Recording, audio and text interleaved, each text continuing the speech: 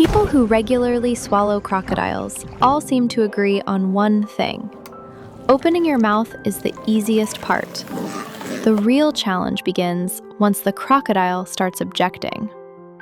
A crocodile is nowhere near as easy to swallow as it looks, especially while it is still alive. And yet there is a snake on this planet that does exactly that. It has no venom, no claws, and not a single tooth designed for tearing flesh. But it can still overpower a caiman and swallow it slowly and whole. It is called the green anaconda.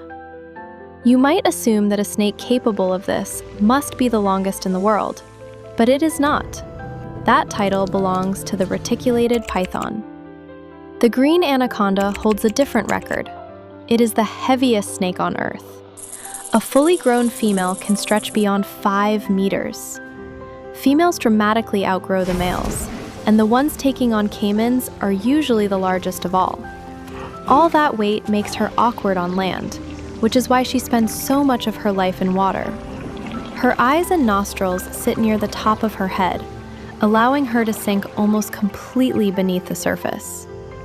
To an animal approaching the riverbank, she does not look like a 5-meter predator. She looks like a broken branch drifting through the mud. That illusion disappears the moment she attacks. The anaconda lunges forward, catches the caiman in her jaws, and wraps her body around it. What happens next is not quite what most people imagine. She is not simply squeezing until the animal runs out of air, because suffocation would take too long. Instead, the pressure of her coils restricts blood flow through the body. As the caiman struggles, she tightens her grip, compressing major blood vessels and preventing the heart from supplying enough oxygen to the brain. Within minutes, an armored predator can fall still. It is not uncontrolled force. It is enormous force applied with precision. Then comes the real problem. How do you swallow something several times wider than your own head? A snake does not unhinge its jaw, because its jaw was never built like ours. The two halves of the lower jaw are not fused at the chin. They are connected by flexible tissue that allows them to spread apart and move independently. Other bones in the skull can also shift, giving the mouth an extraordinary range of motion without anything having to dislocate. Using rows of backward curving teeth, the anaconda grips one side of the caiman, pulls it inward, and then advances the other side of her jaw.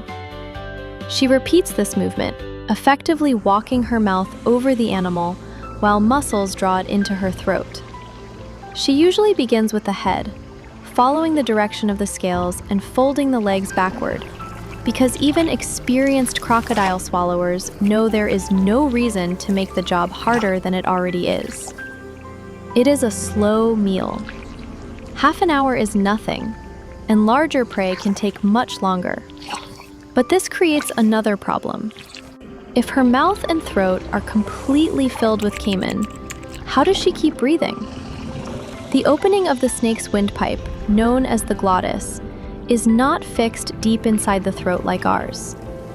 The anaconda can push it toward the front of her mouth, sometimes extending it like a tiny biological snorkel. While the rest of her mouth remains stretched around the caiman, that narrow opening continues drawing air into her lungs. Once the meal disappears, her body swells into an enormous curve, and even basic movement becomes difficult. She finds somewhere hidden and remains almost completely still, while acids and enzymes break down flesh, organs, bone, and much of the caiman's armor. After a meal this large, she may not need to hunt again for weeks or even months. Of course, snake eats crocodile makes the outcome sound far more predictable than it really is.